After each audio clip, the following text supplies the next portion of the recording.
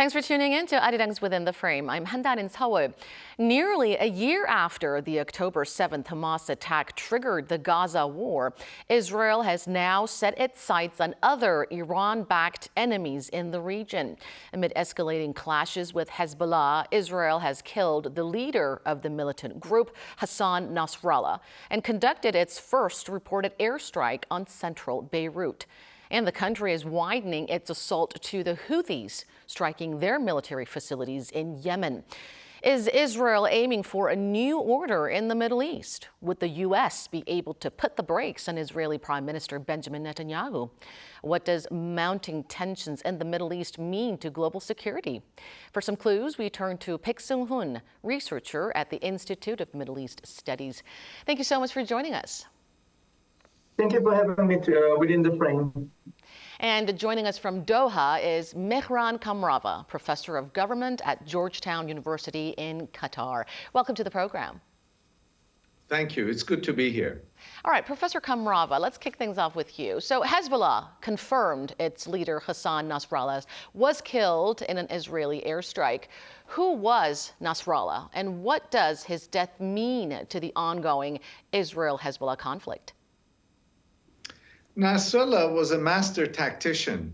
He was extremely charismatic, having run the organization since 1992. He was responsible for its growth in size and in power and influence within Shia community and growing popularity among non-Shia Lebanese. What his death means is yet to be fully understood. Surely, given that he was such a central figure within Hezbollah, we might see differences in strategy, tactics. We might even see a different posture and profile on the part of Hezbollah. But I think Hezbollah goes beyond a particular individual. And so while his absence is sure to be felt and translate into a changed profile of Hezbollah, I sincerely doubt if this is going to significantly erode Hezbollah's abilities in the long run. So a senior Hezbollah official, Hashim Safieddine, is set to replace Nasrallah, and whether he'd be able to fill Nasrallah's shoes would be another big question going forward. But you pointed out that his death would not have a significant impact because the group is not moved by individuals. Now, Dr. Peck, Israel and Hezbollah now faces the bloodiest conflict since their clash in 2006. What's your analysis of the current level of their cross-border assaults? Would Israel forge ahead with ground operations in Lebanon?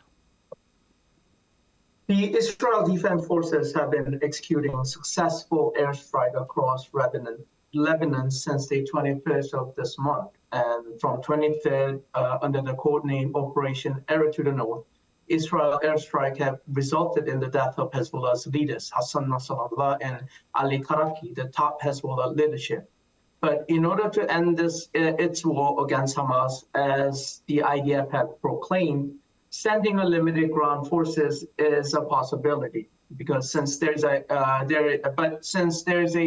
also a big risk of repercussion that the assault and the fatalities involving Nasrallah may mark the inceptions of a further intensification of hostilities rather than diminishing Hezbollah's influence. Israel will be very cautious on sending their ground forces. But again, if IDF believe ground battle has to be fought and necessary for fulfilling its purpose, they will send the ground forces. Nevertheless, it is still in question that the ground war will result in a direct confrontation with Lebanon, with the objective of advancing on Beirut, of the full-scale war between the two nations. But if there will be a deployment of Israel, it will be an operation aimed at defeating Hezbollah and Hamas remnants in the area, the south of the river, in the southern Lebanon, with the objective of neutralizing the threat posed by Hezbollah and cutting its relations with Hamas. So in sum, it seems that Israel believes that targeting the enemy leadership and destroying the key military installation is crucial to prevent a larger escalation. But we have to wait and see what the Israel risk choice will lead us to. Latest reports, I think, echo your argument that Israel is expected to stage a limited ground operation into Lebanon.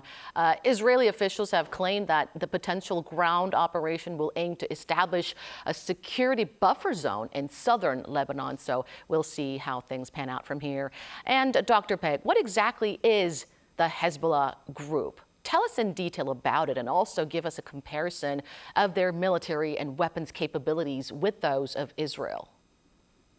Hezbollah is a long historic group, so I will just go, introduce briefly. Hezbollah was funded in 1982 in the middle of Lebanon's civil war, which raged from 15 years from 1975 to 1990s. And the Hezbollah was born out of Iran's effort to export its 1979 Islamic Revolution around the region and the combat Israeli forces after Israel invaded Lebanon and occupied parts of the capital of Beirut and southern part of the Lebanon in 1982. The group has been trained and equipped by Tehran, and Hezbollah has risen from the shadowy faction to a heavily armed group that has major sway within the Lebanon. So the U.S. or some Western governments and others deem it a terrorist organization, but in Lebanon, it's members. So the Hezbollah members form a political party.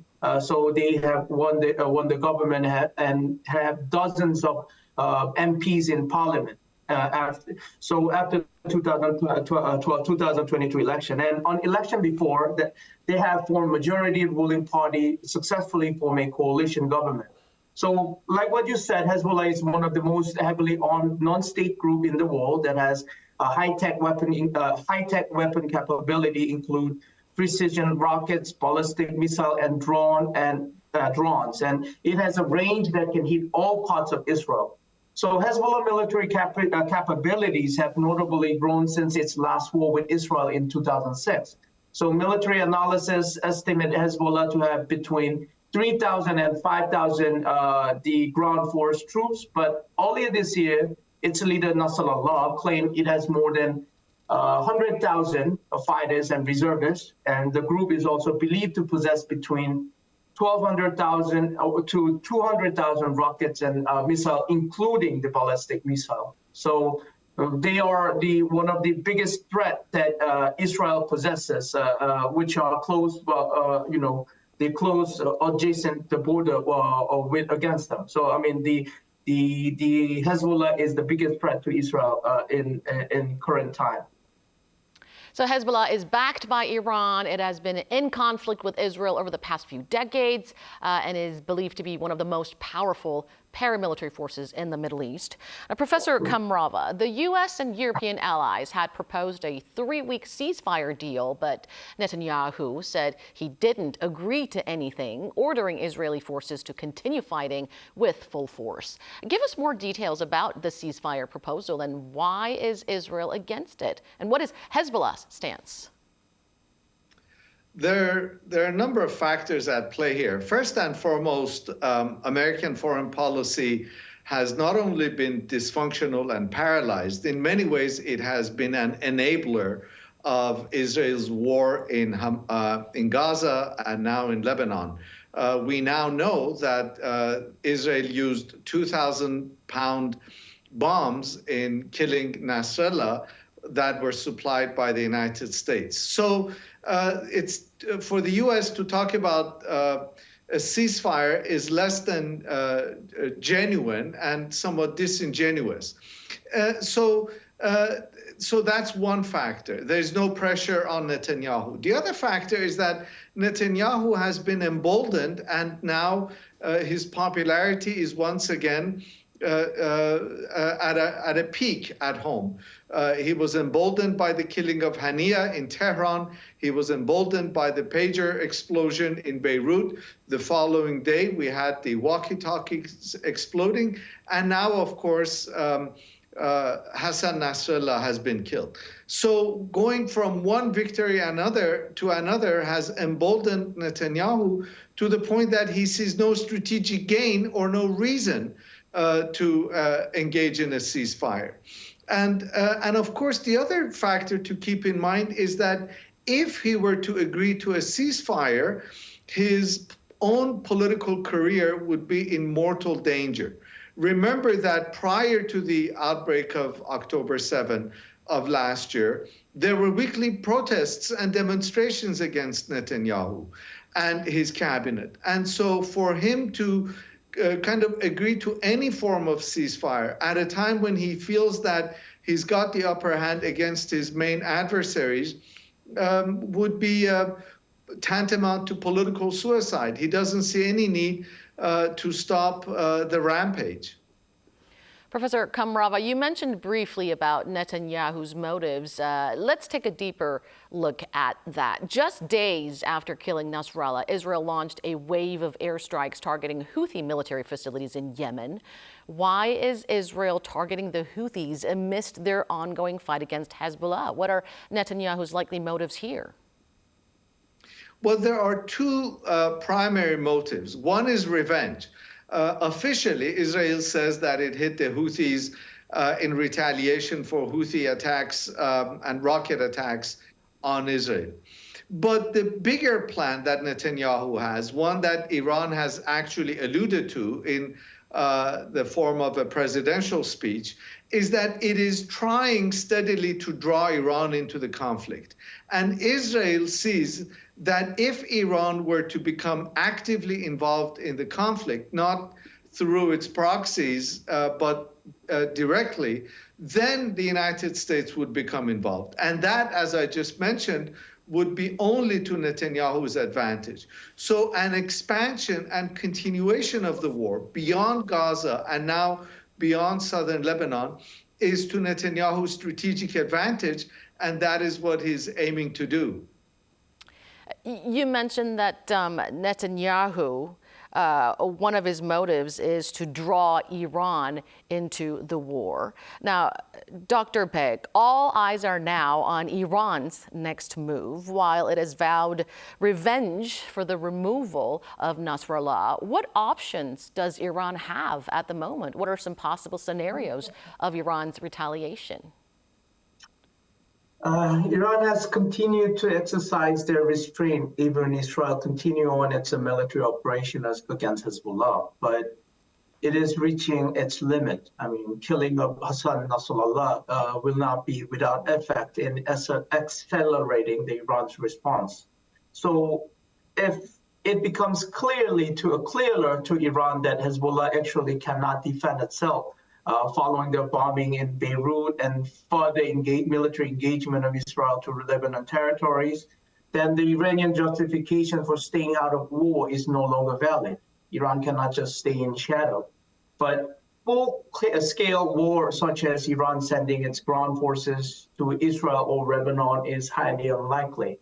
If Iran chooses a battle with Israel, it will be more of sophisticated asymmetric warfare against Israel, such as sending guerrilla warfare group to assassinate the official of Israel, or attacking the facility, Israel military facilities, and supporting the Hezbollah group on shooting the missile and drone will be the option. So again, there is the pressure on Iran to engage with this war, like the Pezeshkian once said, they are like falling into a trap. But there is not many alternatives that Iran could execute it against Israel. So, I mean, the asymmetry warfare option is the best tools that Iran could actually implement against Israel. It looks like Iran faces a serious dilemma, which perhaps explains the delay in its response. Now, Professor Kamrava, Israel seems confident it can fight against multiple Iran-backed proxies. Just this afternoon, we heard that Israeli forces killed a Hamas leader in Lebanon and another Hezbollah commander. Does this confidence stem from its belief that the U.S. and its Western allies will support it?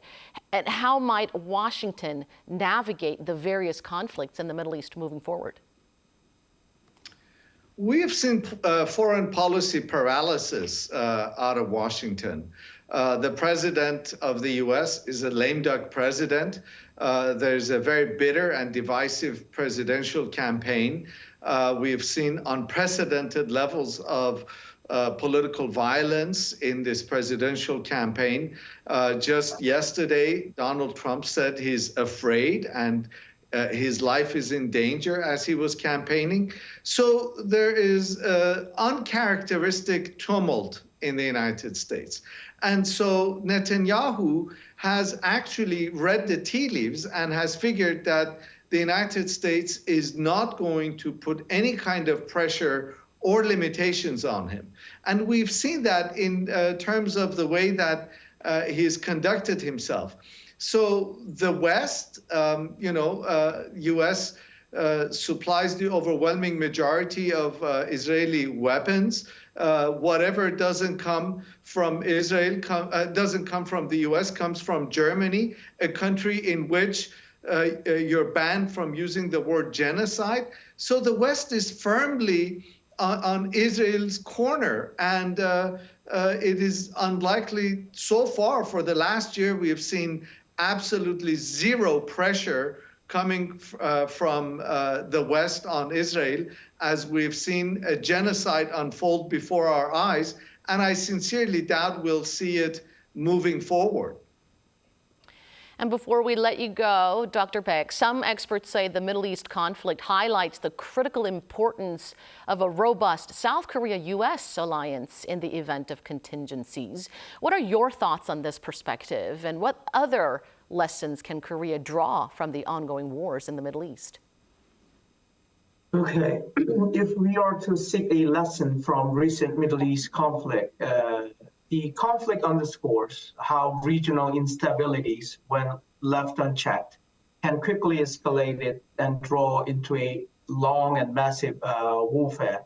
So for South Korea, the alliances with U.S. provides a significant security umbrella, especially given North Korea's nuclear and guerrilla warfare threat and the broader regional power dynamics with China and Russia on the top. I believe there are 4 points we could bolster by witnessing what had happened in recent conflict between Israel, Hamas, and Israel and Hezbollah. The one is preparedness for regional contingency. So just as the Middle East conflict illustrated the rapid escalation of violence and the spread of instability, South Korea must be prepared for sudden and large-scale conflict, particularly on the Korean Peninsula. The security of South Korea is intricately tied to rapid military response capability, and coordination with the U.S. is critical in ensuring readiness in such scenarios. And the second one is intelligence and surveillance cooperations. So wars in the Middle East have demonstrated the values of advanced intelligence, surveillance, and reconnaissance system. The U.S. and South Korea already share intelligence on North Korea, but the conflict showed the real-time data and truth coordination can be difference between successful deterrence and potential miscalculations. And the third one is asymmetric warfare and missile defense system. Recent conflict have shown how non-state actors or smaller state can leverage asymmetric warfare, such as using drones and ballistic missiles to challenge larger and stronger power. So North Korea's increasing reliances on nuclear weapons, missile capabilities, and cyber warfare make it vital for South Korea to bolster its missile defense system and asymmetric response strategies in partnership with the U.S. And lastly, last but not the least, the civil defense and crisis management. I mean, civilian casualties and humanitarian crises are often overlooked aspect of modern conflict. So South Korea, being densely populated, needs to take note of the impact of warfare on civilian and infrastructures and ensure that its civilian defense system, evacuation plan, and crisis management policies are as robust as its military deterrence. So this kind of thing could be in coordinates with U.S. Alliances, and we could build enhance our capabilities by witnessing what have happened in the Middle East. All right, some crucial lessons Korea can learn there for our own security. We'll leave our discussion there, but we'll be sure to keep close tabs on the Middle East going forward. Thank you so much, Dr. Baik, for sharing your thoughts with us. We appreciate it. And many thanks to you as well, Professor Kamrava, for sharing your valuable insights. Thank you. I appreciate it. And that's all from our team here. Thank you for watching. We'll be back with more same time on Wednesday. Have a great holiday.